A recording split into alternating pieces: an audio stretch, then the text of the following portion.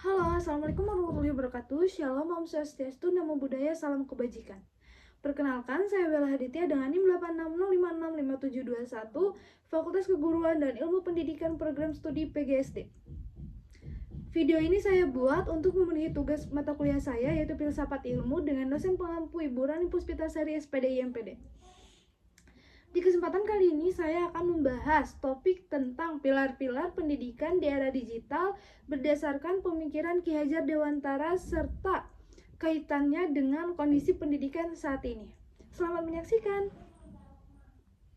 Di dalam pendidikan, pilar dapat diartikan sebagai dasar atau penyangga yang membuat sistem pendidikan tetap kokoh. Pilar inilah yang menjadi pegangan agar proses pendidikan tidak hanya berfokus pada pencapaian akademik, tetapi juga membentuk karakter dan kemampuan peserta didik dalam menghadapi perkembangan zaman. Salah satu tokoh pendidikan di Indonesia, yaitu Ki Hajar Dewantara, mengenalkan 3 prinsip pendidikan yang sangat terkenal, yaitu Ingarso Sung Tulodo, yang artinya yaitu di depan memberi teladan. Yang kedua yaitu Ing Madya Mangun Karso, yang artinya di tengah membangun semangat. Dan yang ketiga, Tuturi Handayani, yang artinya dari belakang memberi dukungan dan dorongan kepada peserta didik. Menurut saya, meskipun kita hidup di era digital yang sangat cepat ini, ketiga prinsip tersebut masih sangat relevan, bahkan semakin dibutuhkan bahkan semakin dibutuhkan. Saat ini banyak siswa sekolah dasar yang sudah paham akan gawai atau gadget serta internet. Di satu sisi, hal ini memberikan banyak manfaat karena informasi dapat mudah kita dapat. Namun di sisi lain juga muncul tantangan baru, seperti anak yang lebih tertarik memain game online daripada belajar, dan membuat anak menjadi kurang fokus saat belajar, atau sering menghabiskan waktu di berbagai platform media sosial seperti YouTube, TikTok, Instagram, dan sosial media lainnya. Dalam kondisi seperti ini, prinsip Ingarso Sung Tulodo itu sangat penting. Guru tidak hanya mengajarkan tentang materi pelajaran, tetapi juga menjadi contoh dalam menggunakan teknologi dengan bijak.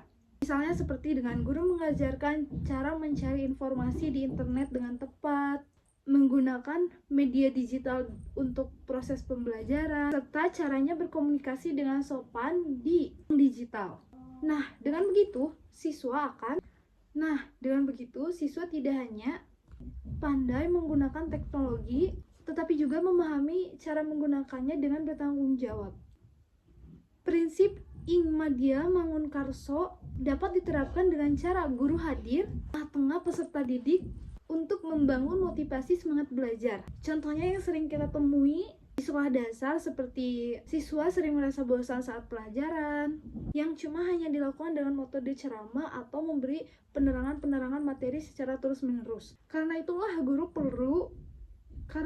guru perlu memanfaatkan media yang lebih menarik seperti video,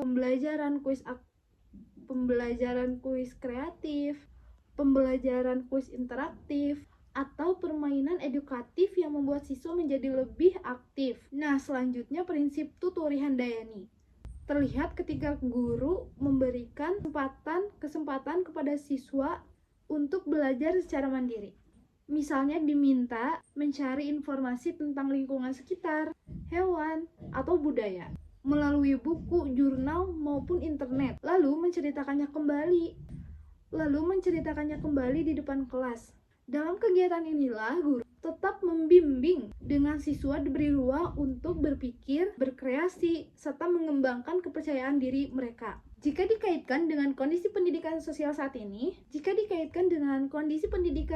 saat ini, tantangan yang dihadapi bukan hanya soal teknologi, tetapi juga bagaimana membentuk karakter peserta didik di tengah derasnya arus informasi. Karena itulah pemikiran Ki Hajar Dewantara masih sangat relevan sebagai landasan pendidikan di Indonesia. Keteladanan, motivasi, serta dukungan yang diberikan oleh guru dapat membantu peserta didik yang menjadi pribadi tidak hanya cerdas secara akademik, tetapi juga memiliki karakter yang baik, mampu berpikir kritis, dan bijak dalam memanfaatkan teknologi. Nah, jadi dapat disimpulkan bahwa pilar-pilar pendidikan yang diwariskan oleh Ki Hajar Dewantara tetap menjadi pedoman penting dalam menghadapi era digital saat ini.